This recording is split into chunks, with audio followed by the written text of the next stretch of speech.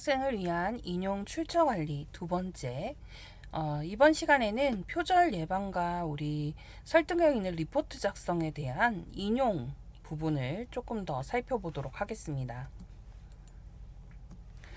인용의 10가지 원칙을 살펴보려고 하는데요.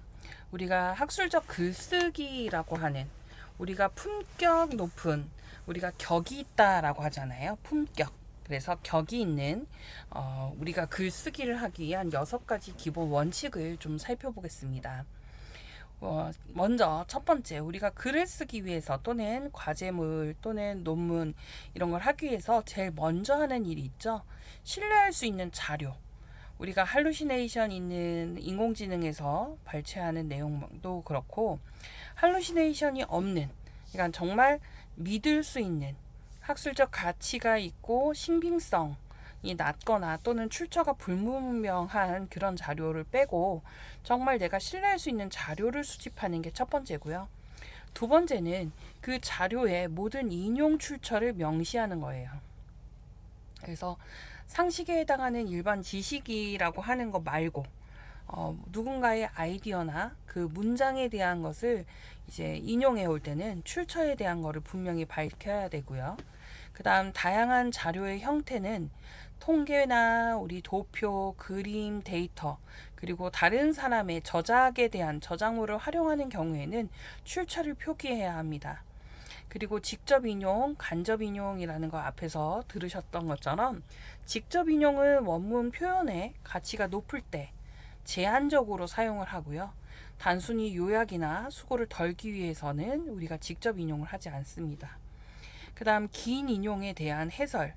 우리가 긴 블록 하나의 그냥 문단 자체 40개 단어 이상의 내용을 인용을 해왔을 때는 인용문 제시 전후에 왜 인용을 했는지 그 맥락에 대한 설명과 또 그것에 대한 해석, 그리고 마지막에 논술자 본인의 자신의 의견을 담는 논평을 같이 덧붙여야 합니다. 그리고 완전히 글을 이해하고 나서 읽고 눈 감고 생각해보고 다시 손으로 기재해보고 비교해보고 이 단계를 거쳐서 내가 재기술하는 바꿔쓰기라고 하는 부분을 해야 합니다. 그래서 원문 자체를 보지 않고 나의 문장으로 새롭게 쓰는 것을 이야기해요. 그래서 이런 기본적인 것을 지켜야 되고요. 우리가 10가지라고 했을 때 살펴보는 그 더 기재가 됐는데요. 핵심적인 6가지에 대한 것을 살펴봤고, 그리고 왜곡을 한다거나 또는 재인용한다거나 그런 것들을 계속 최소화하는 것. 그러니까 우리가 그 전체적인 번호 붙여서 제가 나열한 게 있고요. 이렇게 항목적인 걸로 나열한 게 있어요. 그래서 꼭 참고하셔야 되는데, 긴 인용물의 해설을 첨부할 때 그리고 표기에 대한 일관성을 유지하셔야 되기 때문에 우리가 APA 방식을 택한다거나 MLA 방식을 택한다거나 처음부터 끝까지 일관되게 적용하고 내용을 정리하는 게 중요합니다. 우리가 초, 중, 고라고 하는 K-12 12년의 초등학교, 중학교, 고등학교를 다녔다면 우리가 대학에서 또는 대학에서 추가적으로 대학원으로 그래서 학사, 물론 전문학사, 학사, 또 석사, 박사까지 이제 해나가면서 우리가 각각 공부하실 때 그런 본인의 내용. 근데 이런 경우에요. 자료조사라고 하면 고등학생도 정말 잘해 갖고 오고요. 대학생은 더 잘하죠. 그런데 자료 조사하는 걸로만은 그 고등학생이나 대학생들이 잘하는데 이제 대학원생에서 석박사들은 그 해당하는 내용을 조사도 하고 본인의 글로도 바꾸고 또 내용에 대한 맥락, 전체적인 방향이라든가 또 한술 더 떠서 그것에 자기 의견을 붙이는 그러니까 이게 하나하나 단계적인 과정이에요. 그래서 무분별한 인용을 하지 않고 해당하는 참고 문헌의 정확한 내용을 다루면서도 그 전체 내용을 논리적으로 내가 주장하고 싶은 글을 쓸 수 있을 때 그래서 누군가의 내용은 인용을 한다는 것은 우리가 소통하는 방법이기도 하고 그 기존의 아이디어를 가졌던 저자들의 존중입니다. 그래서 올바른 선행 연구에 대한 것들을 표기하고 그리고 또 그것을 내가 작성한 나의 글을 읽는 채점하는 교수자거나 또는 내가 쓰는 글을 읽는 독자와의 신뢰를 쌓는 학술적인 소통의 시작이라고 할 수 있습니다. 그래서 앞서 이제 핵심적으로는 6가지에 대한 건 콕 집어서 얘기했고요. 10가지 정도를 다루려고 했다가 추가적인 내용을 더 쓰게 되다 보니 번호 없이 6가지를 덧붙였습니다. 자, 그러면 여러분은 생각을 좀 해볼게요. 표절 피하고 우리가 정직한 그 방법을 하려고 하면 어떻게 하는 게 가장 중요할까요? 어떤 방식일까요? 딱 봐도 답이 보이죠. 그래서 원문의 의미를 내가 이해하고 나의 언어로 요약해서 그 출처를 밝히고 기재하는 방식입니다. 그럼 그것을 조금 더 살펴보도록 하지요. 파트를 제가 A, B, C 3가지로 나눠서 진행을 하고 있는데요. 중요한 부분이다 보니 강의를 전체의 내용을 조금 구분해서 하게 됐어요. 그래서 서지관리 도구에 대한 것을 우리가 좀 생각해 보면 물론 제테로에 대한 수집, 정리, 인용 이런 방식에 대한 프로그램도 하나 설명을 해드릴 거고요. 여러분이 어떻게 하면 완벽한 참고 문헌을 관리할 수 있는지 저는 제가 개발도 하기 때문에 참고문헌 기재하는 개발하는 부분도 있고요. 조금 뒤에 우리가 전체 파워포인트 요 슬라이드 내용을 다 다루고 나면 실습하기 위해서 웹사이트를 보면서 설명을 좀 해드릴 텐데요. 내용에 대한 걸 조금 더 잘 기재해 보는 것까지 살펴보도록 하겠습니다. 우선 제테로 설치나 기본 세팅하는 부분을 설명해 드리려고 하는데요. 학교 계정 아니고 여러분의 계정으로 쓰셔도 되는데 대부분 노션이라든가 다른 프로그램 가입하셨던 것처럼 여러분이 학교에서 부여받았던 h.kr 이메일 주소가 있다면 학교 이메일 주소 사용하시는 게 가장 혜택이 많고요. 일반적인 개인적으로 사용하신다고 해도 내가 자주 이용하는 주 이메일을 가지고 사용하시면 됩니다. 우선 프로그램을 다운로드 설치를 하셔야 되고요. 그 설치하시고 나면 웹브라우저의 확장 프로그램으로 설치하시면 돼요. 그래서 여러분의 노트북이라든가 보통은 크롬 브라우저를 많이 쓰죠. 요즘 들어서 엣지도 많이 사용하시는 것 같긴 한데요. 주로 웹을 사용하실 때 크롬 브라우저 사용하시면 이제 크게 문제없이 사용이 가능하고 스타일을 지정할 때 내가 어떤 방식의 내가 학술지를 또는 과제를 제출할 때 내 전공에 맞는 내가 전공에 따라서 기재하는 그리고 방식이 어떤 거가 있는지 조금 더 조사해 보셔서 여러분이 속한 소속에 따라서 그 방식을 결정하시면 됩니다. 자, 그래서 기본 설치를 하시게 되면 수집 정리하신 프로세스가 있어요. 물론 이제 클릭을 한 번 하셔서 태그로 스마트하게 관리하실 수 있는 방법을 소개하느라 웹에서 캡처한다거나 논문, 기사, 웹사이트 이런 부분을 캡처하시는 것도 가능하고요. 메타데이터라고 해서 데이터의 데이터. 그러니까 우리가 사진도 데이터지만 그 사진의 용량, 어디서 GPS 신호 이런 것들이 포함된다면 그것은 메타데이터거든요. 그래서 그런 메타데이터를 PDF 파일을 이제 저장을 하시게 되면 그런 메타데이터들이 이제 추출이 되고요. 그리고 태그나 노트에 따라서 여러분이 해시태그 우리가 그러니까 우물정자 있죠? 우물정자 사용해서 해시태그라고 하는 샵 표시 그래서 출처나 중요 내용을 표시하시면 메모로 체계적으로 관리가 됩니다. 그 다음 제테로의 인용이나 워드 연동인데요. 우리가 초중고 다니시면서 많이 사용했던 거는 한글 워드 프로세서죠. 한글 워드 프로세서도 많이 사용하시게 되지만 이런 그 프로그램하고 연동하실 때는 MS 워드를 많이 사용하게 되거든요. MS 워드를 쓰거나 아니면 구글 오피스의 워드 이렇게 사용하시게 되는데 워드나 이제 그 한글 실행할 때 제페토 탭을 이제 선택을 하시게 되면 추가가 돼요. 기능이. 그래서 워드에는 굉장히 호환성 좋게 추가가 되고 또 우리가 사용이 편한 건 한글이기도 하실 거예요. 그래서 본문을 인용하실 때 인용 추가를 선택해서 저자나 제목을 이제 체크하시게 되면 인용으로 삽입이 되고요. 스타일을 지정하실 때 APA 방식이나 MLA 등으로 일관 변경을 하실 수가 있어요. 이건 이따가 구글 스콜라도 한번 더 설명하면서 알려드릴 거고요. 참고 문헌 같은 경우도 자동 생성을 할 수가 있습니다. 그래서 실수 방지하실 때에는 제페토 프로그램이 먼저 제테로가 실행이 되어야 워드 연동이 정상적으로 자동이 되고요. 인용 수정할 때도 워드에서 직접 지우는 게 아니라 제테로에서 지워서 사용을 하셔야 돼요. 그래서 실질적인 거 한 번 더 살펴보도록 하겠습니다. 자, 이제 여러분이 실습을 하실 텐데요. 마술봉 아이콘 클릭해서 여러분이 제테로에서 클릭하셔가지고 뉴스 브라우저 이제 표절 예방이란 태그를 추가하시고 워드에서 이제 자료 인용을 하신 다음에 참고 문헌을 생성해 보세요. 저는 조금 있다가 구글에서의 스콜라를 보여드릴 거고요. 각자가 친숙해진 이 참고 문헌 관리하는 게 각각 다 따로 있잖아요.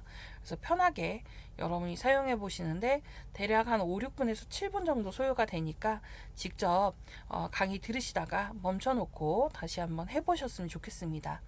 그래서 메타데이터가 잘 삽입이 됐는지, 기사 본문이나 스냅샷 이런 것들이 잘 찍혔는지, 그리고 내가 인용하는 스타일을 정한 것에 인용 스타일이 잘 변경돼서 여러분이 인용을 하실 수 있는지 이런 거 살펴보시고요. 참고 문헌의 목록이 자동 생성되거나 업데이트가 되는지도 여부를 확인하시면 제대로 사용하시는 게 편해지실 수 있고요. 아니면 여러분이 각각 검색해서 사용하시는 걸로 이용하실 수도 있습니다. 자, 그러면 우리 지금 서지 관리까지 쭉 살펴보셨고요. 아마 23년도 11월 달에 우리가 전 세계에 사람들이 깜짝 놀라겠었던 게 있죠. 챗 GPT가 11월 30일부터 사용이 됐었는데요. 지금은 만 3년을 넘겨서 거의 생활 속에 필수라고 하는 게 됐다라고 생각이 들어요. 여러분도 과제하시면서 또는 내가 필요로 하는 내용 찾으면서 사용하시는 다양한 인공지능이 있으실 텐데요. 주로 어떤 거 많이 사용하실까요? 네, 많이 사용해 보셨죠? 하나가 아니라 두세 가지. 그리고 학교 이메일에서 지원해주는 제미나이라든가 또는 챗 GPT 다 이제 무료, 유료 구분해서 사용을 하고 계실 거예요. 근데 그런 AI를 통해서 우리가 어떻게 이런 초안이나 검증, 제작성을 하고 인용에 대해서 안정적으로 윤리적인 활용을 할 수 있는지 우리 윤리 부분까지도 같이 살펴보겠습니다. AI를 사용하는 것은 굉장히 우리의 시간을 단축할 수 있고 또 우리 여러 가지에 대한 조사나 내용을 더 추가적으로 그리고 내가 궁금해하는 것보다 또 하나의 생각을 할 수 있게 하는 방법도 있는데 AI는 잘 사용하게 되면 나에게 득이 되지만 내가 생각하거나 질문하는 결과를 가지고 더 판단하고 추가적인 생각을 해야 되는데 단순히 AI가 제시한 걸로만 사용을 하게 되면 AI는 나에게 추가적인 득이 되는 것보다 실이 될 수 있습니다. 그래서 검증하실 때 사용하시는 방법을 설명을 하면 AI는 출처가 아니에요. 내가 AI에서 검색했다라고 하는 건 출처가 아니라 검색하는 도구로 사용을 하신 거죠. 하나의 도구예요. 그래서 내가 이용했던 게 AI를 통해서 뭔가를 이용하는 거에 시간을 단축한 거지 실질적으로 AI는 출처가 되지 않는다. 네. AI 답변을 참고 문헌으로 쓰시면 안 된다. 그래서 원문 자체를 다시 한번 인터넷으로 있다면 인터넷 링크가 제공이 됐다면 그 링크까지도 확인을 하셔서 정확하게 내가 사용하거나 이용하시는 방법에 대한 것을 한 번 더 살펴보셔야 된다. 자, 그 다음 해당하는 기록에 원문이 링크로 제공이 됐다면 해당 링크도 직접 보시는 게 맞다. 네. 해당 링크도 직접 찾아서 제시된 게 맞는지 실제 자료로 연결이 되는지 물론 AI한테 연결되는 자료를 검색해달라고 하면 요즘 AI가 많이 발전했기 때문에 실질적으로 연결되는 자료도 검색해서 찾아줘요. 그런데 어느 순간 그것을 확인하시지 않는다면 AI는 사용자의 만족도를 높이기 위한 할루시네이션, 거짓말을 할 수가 있습니다. 그래서 실질적인 내용이 꼭 존재하는지 여부는 여러분이 클릭해서 아무리 바쁘셔도 실질적인 내용에 대한 것을 확인하셔야 된다. 네, 확인하고 사용하시는 습관을 가지셔야 되고요. 그래서 사실을 검증하시는 것. 실제 환각이라고 하는 우리가 할루시네이션이 많이 발생하잖아요. 그리고 아직까지 우리나라 언어가, 한국어가 상당히 사용 비율이 높고, 그리고 전 세계에서 가장 우수한 언어이긴 하나, 전 세계 언어의 순위로 따지자면 대략 한 14등 정도 하거든요. 그렇기 때문에 한국어보다는 아직까지는 AI는 영어가 더 친숙하단 말이에요. 그래서 한국어로 검색되는 자료라든가 한국어의 자료를 완벽하게 우리가 그대로 찾아준다거나 완벽하게 이해하고 해당 자료를 주는 것이 아니에요. 그렇기 때문에 여러분은 꼭 반드시 확인하셔야 되고 그 자료에 대한 것을 다시 한번 점검하고 살펴보셔야 합니다. 그래서 그 확인하시는 게 가장 중요하다라고 할 수 있고요. 그리고 신뢰할 수 있는지. 그 다음에 직접 인용하는 것은 금지예요. AI는 텍스트 저작권이 아주 불명확해요. 왜냐하면 여러 가지 언어로 사용했고 아직까지 AI가 한국어를 이해하고 한국어에 답변을 하거나 내용을 찾는 것은 정말 잘하는 건 사실이나 100% 완전하지 않기 때문에 여러분의 언어가 전 세계에서 14등 정도 하거든요. 한국어가 12등에서 14등 하는 언어이기 때문에 한 AI가 판단하기로는 7, 80% 이해한다라고 보셔야 된단 말이에요. 아직까지 우리의 그 언어에 담겨 있는 모든 뜻을 다 구분하는 것이 아니라는 거죠. 점점 많이 좋아졌고 기술의 발달이 돼서 우리의 모든 걸 이해한다 하더라도 언어에 대한 거는 사람의 감정이나 내용이 포함되어 있기 때문에 반드시 확인 작업이 필요합니다. 그 다음에 프롬프트에 대한 출처. 학술 데이터베이스 내에서만 지금 내가 제시한 내가 목록으로 집계한 내용에서만 추출해서 자료를 해달라고 범위에 대한 것을 한정 지을 수 있습니다.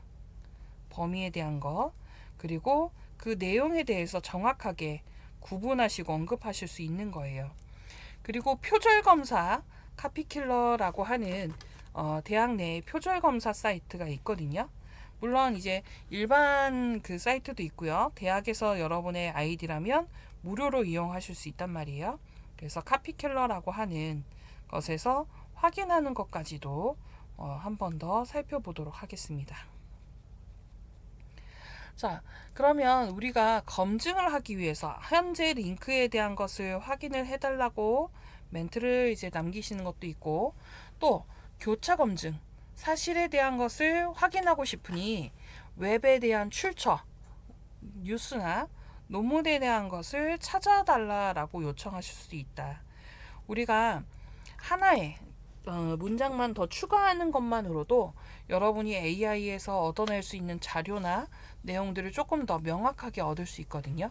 그래서 내가 제시한 링크나 내가 제시한 자료만 요약을 하고 그것을 내가 어떤 형식, APA 양식으로 인용 출처를 표시해줘라, 또는 MLA 방식으로 표기해줘라 라고 하시면 이런 부분으로 우리가 도구처럼 AI를 사용하는 것은 매우 유용하게 사용을 하실 수 있다. 자, 그러면 내 글로 작성하는 방법에 대한 거를 또 여러분에게 한 5, 6분 정도 실습할 시간도 가져보시라고 권고하고 싶은데요. 일단 첫 번째는 여러분이 두 줄의 템플릿으로 프롬프트를 제시를 해보세요. 원하는 자료의 주제만 사용해서 요약해줘라. 출처나 이런 것들에 대한 제약이 있고요. 세 문장으로 나에게 학술적 문체로 작성해줘라. 이게 차이가 굉장히 커요. 아카데믹하게 격식체로 또는 학술적 문체로 형식을 지정해서 이야기하실 수 있어요. 그 다음에는 해당하는 내용을 요약한 것과 원문의 내용을 비교해 보시는 거예요. 그래서 환각이라고 하는 할루시네이션의 수치나 또는 내가 변경된 내용이 있는지 실제 확인도 한번 해보시고, 그리고 제작성하는, 내가 문장을 다듬고 문장 끝에 저자와 연도 기재하는 방식, 그리고 서지에 네, AI 플랫폼이 아닌 진짜 참고한 원문 자료의 서지 정보를 기록하는 거예요.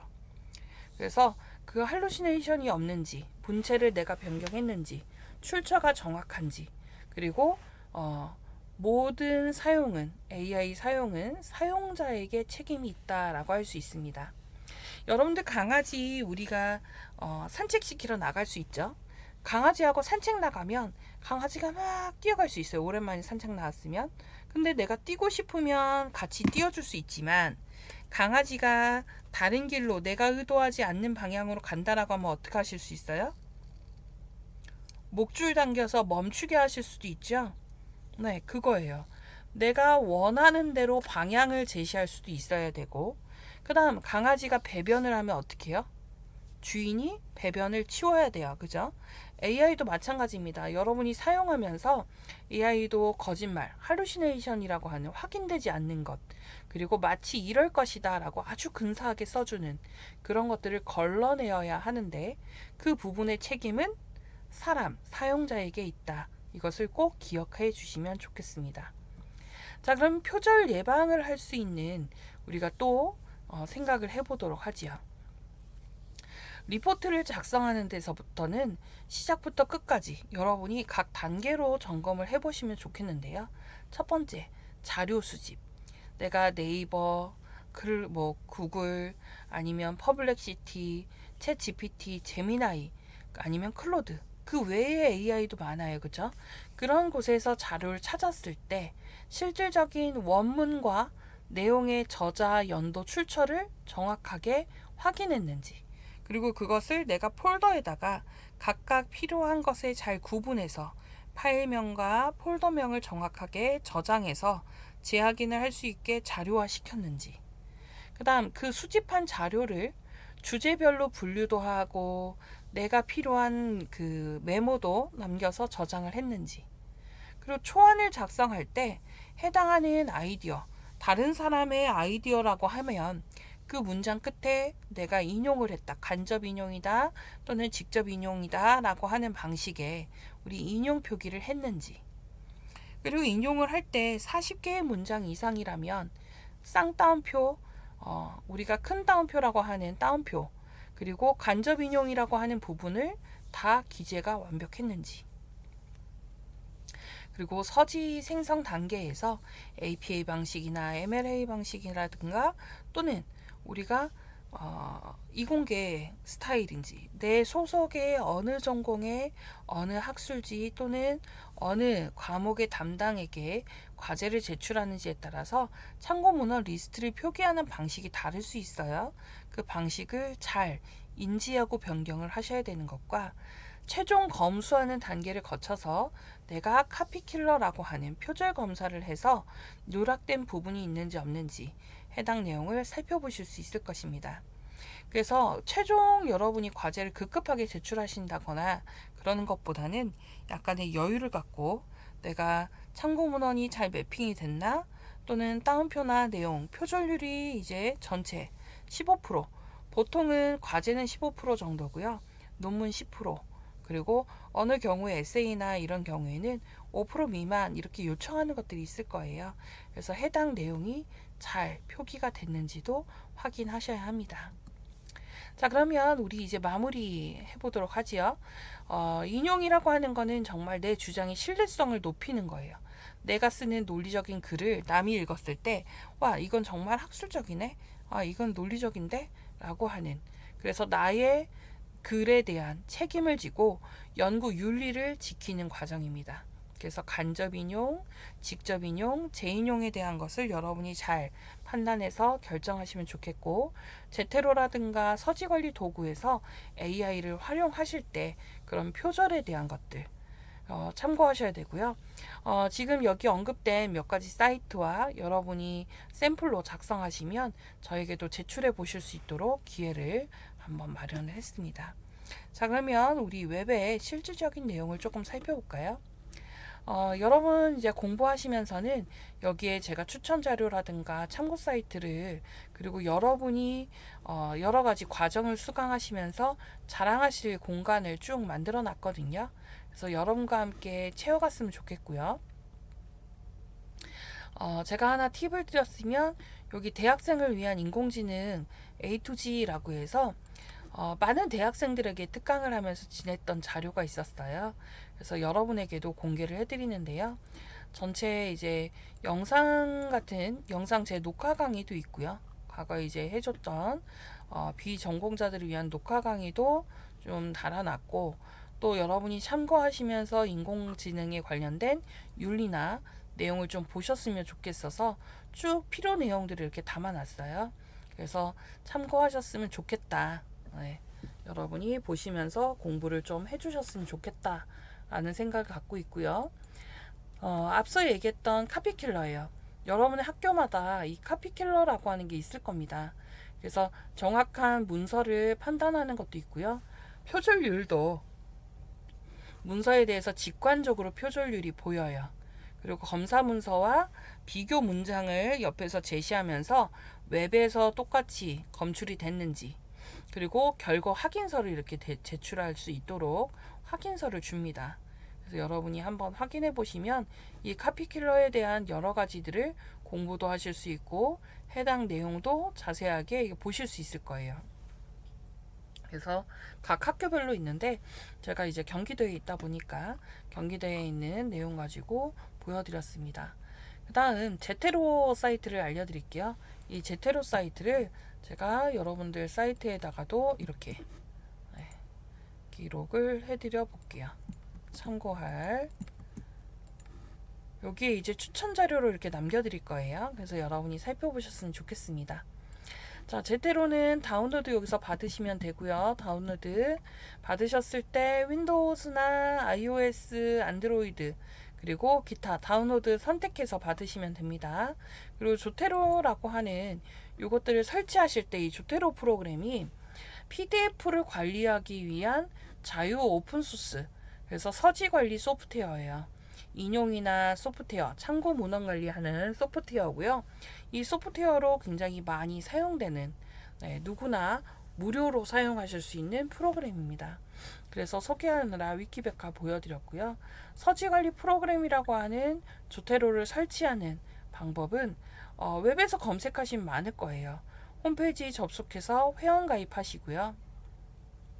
가입하시게 되면 가입한 후에 가입한 후에 이제 가입 쭉 하셨잖아요. 그럼 내가 크롬에 지금 저도 후에 보면 다양한 어플리케이션들 설치가 돼 있죠. 이것처럼 인스톨 크롬에 커넥터 위에 있는 이 메뉴로 포함을 할 건지 그것도 다운로드 받으시면 위에 여기 하나 이렇게 생길 거고요. 구글에 학술 검색을 하고 하는 것도, 그리고 구글의 도서나 또는 신문 기사 이런 것들도 다 추가되면서 이용을 하실 수가 있어요. 그래서 이것을 로그인 하시고 나면 조테로에 대한 서지나 내용에 아이디 패스워드로 로그인 하시고요. 그리고 커넥터 아이콘을 클릭하기만 하면 필요한 내용들을 쭉 같이 볼 수가 있어요. 그리고 MS 워드에서도 여기 조테로라고 하는 메뉴가 하나가 추가됩니다.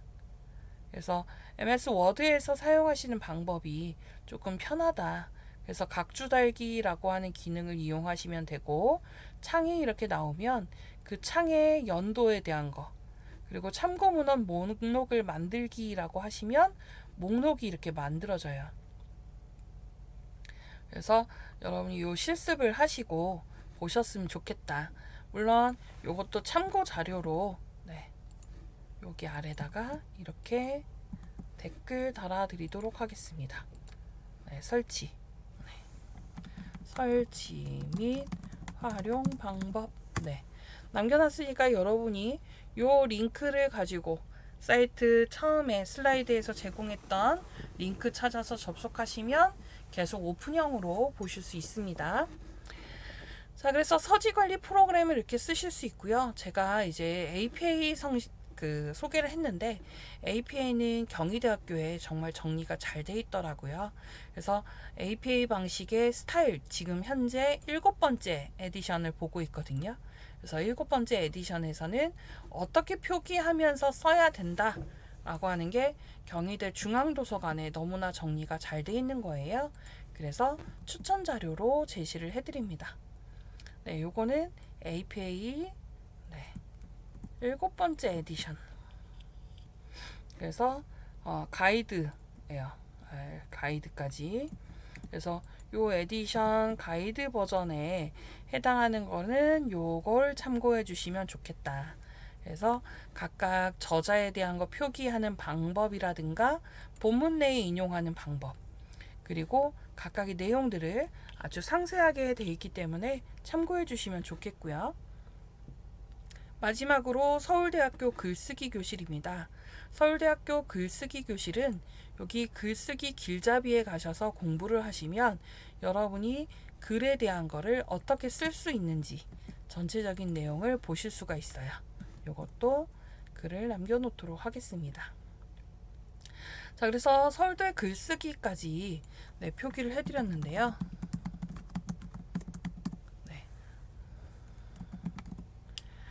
요거까지 참고해 보시고 우리 대학생으로 인용하는 부분과 출처 밝히는 부분 꼭 기억하셔서 공부하셨으면 좋겠습니다.